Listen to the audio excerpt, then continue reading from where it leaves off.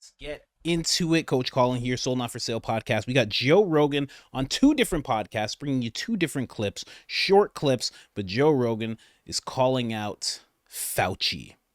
You know, I'm very glad that he had to sit in front of all of these Congress people and they got to, nitpick at everything he did in the past 4 years and everything that he said and what checked out and what didn't. I'm really happy that that happened. I feel like it's not going to equal, it's not going to take us to a place where we all want to be, which is him prosecuted. I don't think it's going to ever take us there. But just like with Chris Cuomo and Dave Smith, at least he got called out, So many regular people want to say these type of things to him and they'll never get a chance to, but at least he got called out.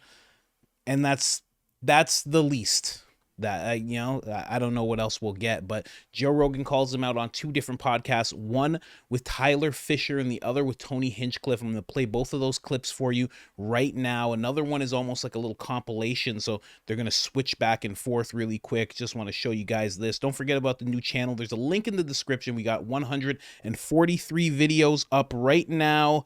Link in the description. Coach Colin Media. We break away from the Rogan content, but other than that, folks, let's get into this first Rogan clip. I wear 2 masks now. I feel more protected. Yeah, wrap yourself in plastic and just stay underwater.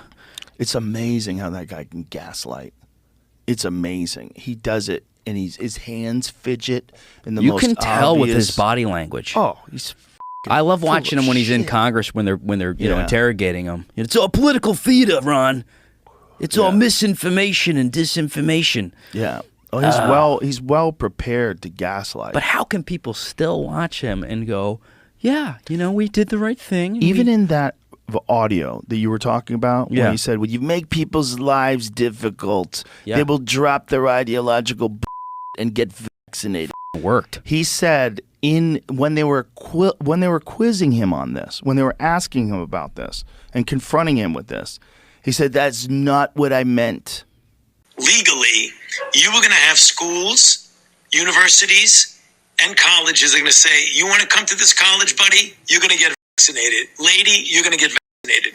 Yeah. Big corporations like Amazon and Facebook and all of those others are going to say, you want to work for us, you get vaccinated. And it's been proven that when you make it difficult for people in their lives, they lose their ideological and they get vaccinated. Thank you. Are all objections to COVID vaccinations ideological bullshit, Dr. Fauci? No, they're not, and that's not what I was referring to. Well, yeah, he's sick. He's a sick mad scientist. What could you possibly have meant other than what you said? If you're that guy, this is not like a thought experiment. You're hanging out with buddies, and you're like, imagine if you were a guy, and you're like, you would tell people. No, that's not what that was. That was you, the head of the NIH. You, the head of our America's coronavirus task force. You're the big guy. You're the one America looks to for the answers, and you're saying that. Man, that's the first clip of him calling it out. And it's funny because I think Joe's going to keep on doing that. I think he's going to keep on bringing up Fauci, as he should. I'm always glad when one of the biggest platforms in the world decides that they got to keep speaking on something. Don't like Joe's stance on AI and brain chips and stuff like that, but when it comes to calling out certain injustices, he does it very vocally, and I've always liked that so much. And honestly, just in terms of the clip we just heard, obviously he's talking about us. Obviously he's talking about the people. There's nothing, you can't misconstrue that. There's nothing to misconstrue. That's just what he was saying.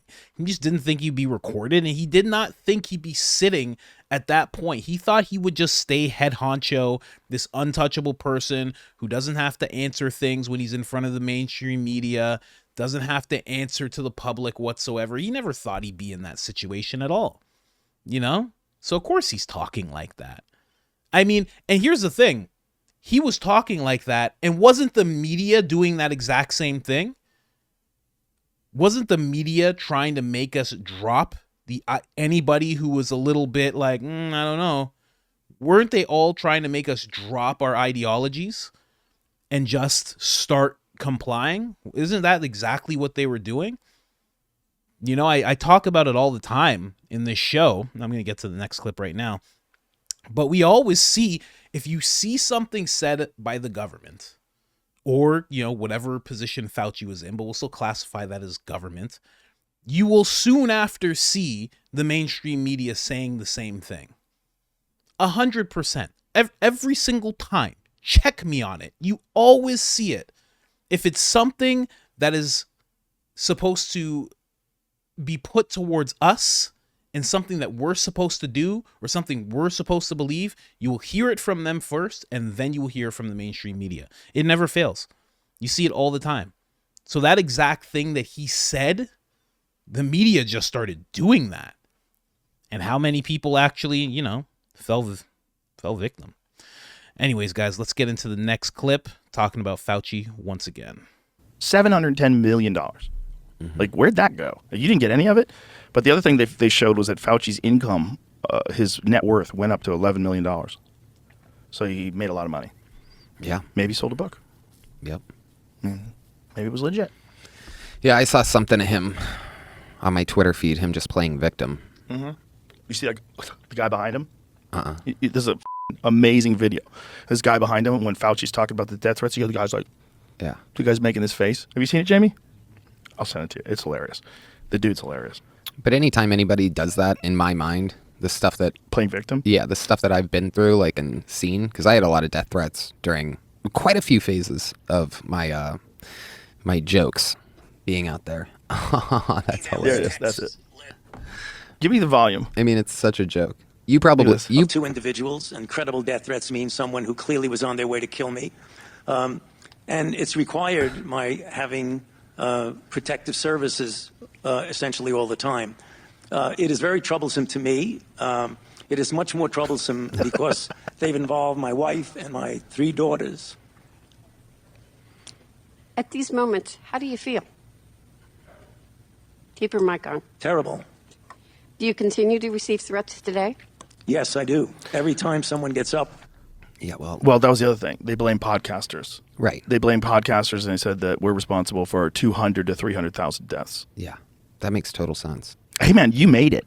Yeah. First of all, don't blame us. First of all, you made it. Yeah. You fucking made it. You funded it. Yeah. You were a part of the research. Mm-hmm.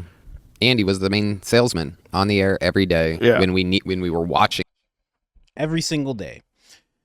Oh, man. Now, of course, you know, you never want to support any kind of threats to, you know, some I assume young ladies, you know, wife. You don't want that type of thing happening. But, you know, I'm not going to condone it, but I understand. I understand where people are coming from. Man, some people went through the worst time of their lives. Some people not even through health, but lost family members. You know, I got to be honest, there's still family members, not my direct family, but like on the in-law side, that if I had a choice, if I didn't know how much my wife valued family, that I would have us not be around ever again. That's just what I would do. 100%. Because of the way, not even the way they treated me, the way I saw them treat other people in the family. Because they don't know about all this. They don't know that I do this. They, you know, a lot of people will just assume you're black. You're not, there's no way you're conservative. There's just no way, you know, you're just a liberal person. You're liberal on all fronts because you're a black person. A lot of people will assume that, and they did as well. Very annoying. Very, very annoying stuff. But, yeah, man, I get it. I get the anger, you know, can't condone threats, but I definitely get the anger. It's just, and you know, I'm sure a lot of people can relate. You hear about it even still, and you're like, this actually makes me mad. This makes me mad that all of this happened, you know? Fathers against sons, husbands against wives, brothers split apart, sisters split apart, you know, people losing jobs, not know, you know what I mean? Losing jobs, having to really feel the heat of what it's like to stand up for something, which is a gift and a curse. But again, at the end of the day, I'm just glad Fauci got called out. I'm glad Joe's doing it. I'm glad he had to be in front of Congress. And the thing I would say to everybody, because I can't name them all, but that woman was one of them in that clip, the blonde-haired woman that was talking with Fauci. There were certain people, certain congressmen, congresswomen, that were trying to pad what was happening with Fauci. They're trying to make him seem, trying to build up his character, like as if he was this fantastic person. You know, one of them, his name is, I believe his name's Robert Garcia. I know his last name's Garcia. He's new, hasn't been in this position for too long. He's like a male AOC, and he was the one fighting against Marjorie Taylor Greene, you know, saying that we have to call Fauci doctor. You have to call him doctor. It's insulting. You can't insult him that way. You know, he did such great things for society and blah, blah, blah. And you really got to take stock of that, whoever was defending him in that way, you know, and see, is that the guy for your state? Is he representing you? You know, take it that way, you know. But I just wanted to show you guys that Fauci getting called out 2 different times. I doubt this is going to be the last time Rogan calls out Fauci. I think that's going to keep on happening periodically when he has a guest in front of him where he can actually air out those type of things, because he can't do it all the time. Tyler, definitely someone you can, if you watch, you got to go watch that episode, because I'm done covering it. You got to go watch that episode.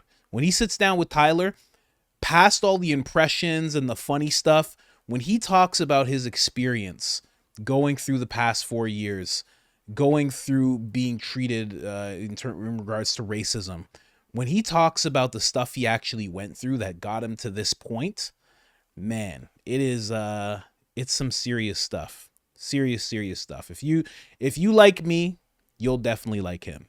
Definitely go check him out. Anyways, guys, oh, and his special is on YouTube. I was just watching it. It's like a quick special. It's in the mothership. It's like a quick set. It's like 22 minutes. And he just does a whole bunch of ridiculously funny stuff. Go check it out. Anyways, guys, I just wanted to bring that to you really quick. Like I said, subscribe, hit that notification button. Helps the channel tremendously. And I'm out.